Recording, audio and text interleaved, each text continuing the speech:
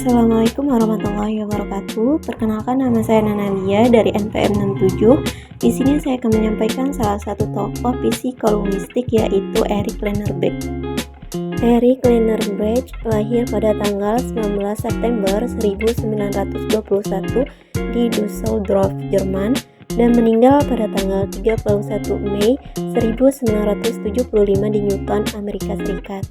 Beliau adalah seorang ahli bahasa dan ahli saraf yang memelopori gagasan tentang perolehan bahasa dan psikologi kognitif, khususnya dalam kaitannya dengan konsep bawaan. Ia bersekolah di sekolah dasar di Düsseldorf, Jerman hingga tahun 1933 ketika ia pindah ke Brasil. Pada tahun 1949, ia menerima gelar BA dari Universitas Chicago. Lennerbeck kemudian melanjutkan untuk mendapatkan gelar PhD dalam psikologi dan linguistik dari Harvard pada tahun 1956. Ia lahir di Düsseldorf, Jerman sebagai seorang etnis Yahudi.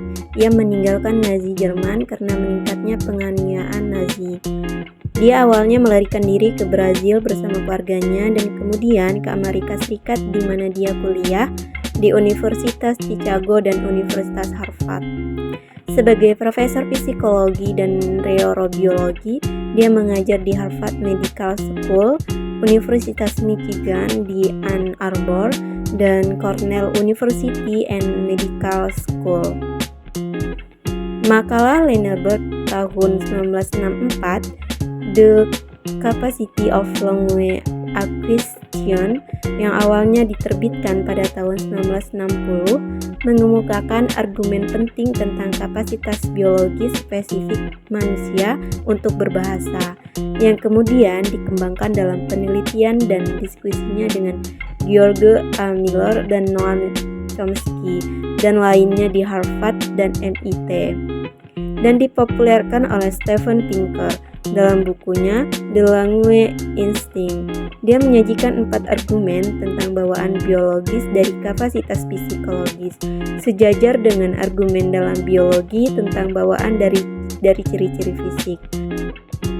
1. Kemunculan universal suatu sifat pada suatu waktu di suatu spesies, ciri-ciri tipikal spesies.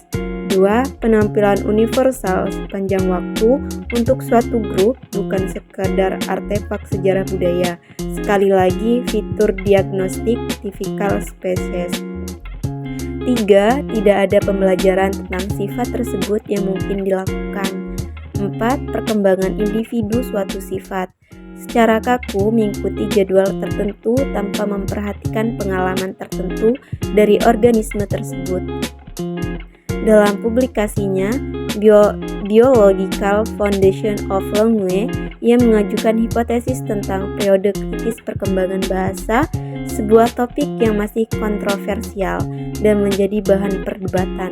Pendekatan biologis Lennerbeck terhadap bahasa dikaitkan dengan perkembangan seperti teori motorik, persepsi bicara yang dikembangkan oleh Alvin Lieberman dan rekan-rekannya di laboratorium Haskin, dan juga memberikan pendahuluan sejarah terhadap isu-isu yang sekarang muncul dalam filsafat yang terkandung dan kognisi yang terkandung. Lennerbeck secara ekstensif menentang implikasi psikologis dari karya Edward Sapir dan Benjamin Leward, khususnya sehubungan dengan gagasan bahwa bahasa mempengaruhi pemikiran. Argumen Lennerbeck yang menentang gagasan ini adalah bahwa peristiwa linguistik dan non-linguistik harus diamati dan dijelaskan secara terpisah sebelum dapat dikorelasikan.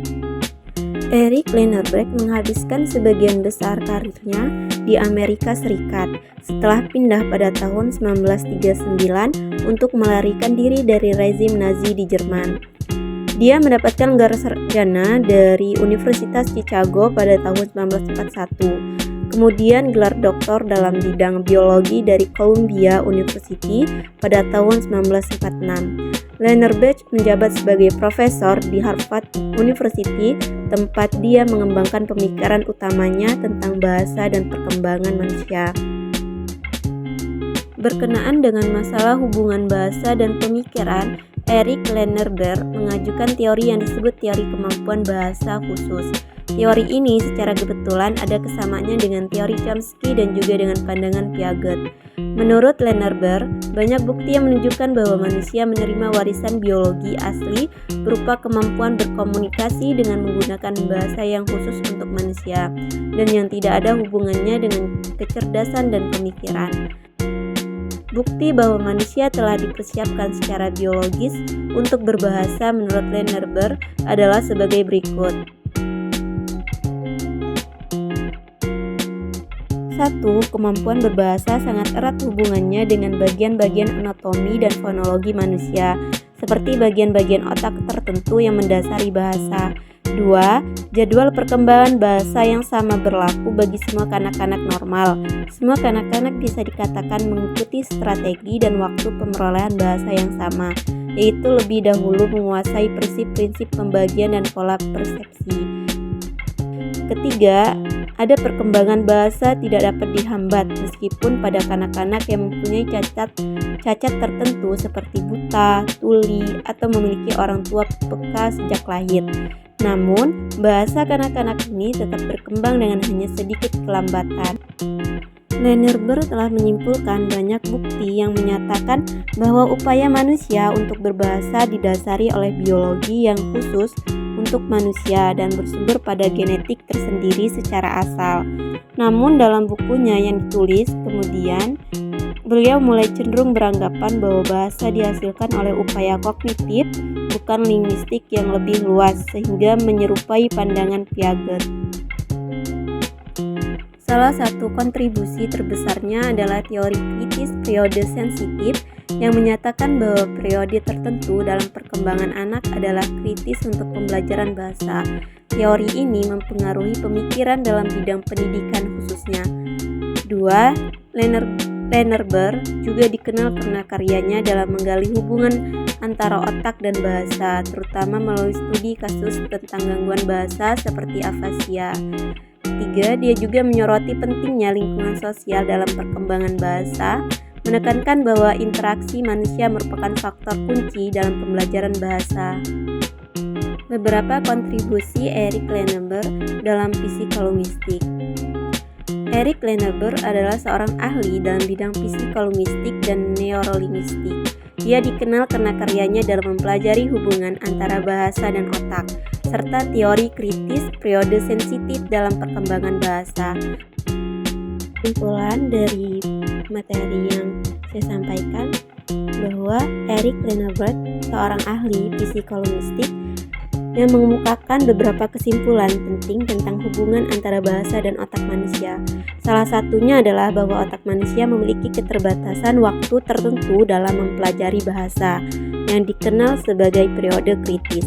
Ia juga menyoroti pentingnya interaksi antara faktor genetik dan lingkungan dalam perkembangan bahasa, serta peran pentingnya dalam pemahaman bagaimana otak manusia memproses dan menghasilkan bahasa. Baiklah, itu saja yang dapat saya sampaikan. Wassalamualaikum warahmatullahi wabarakatuh.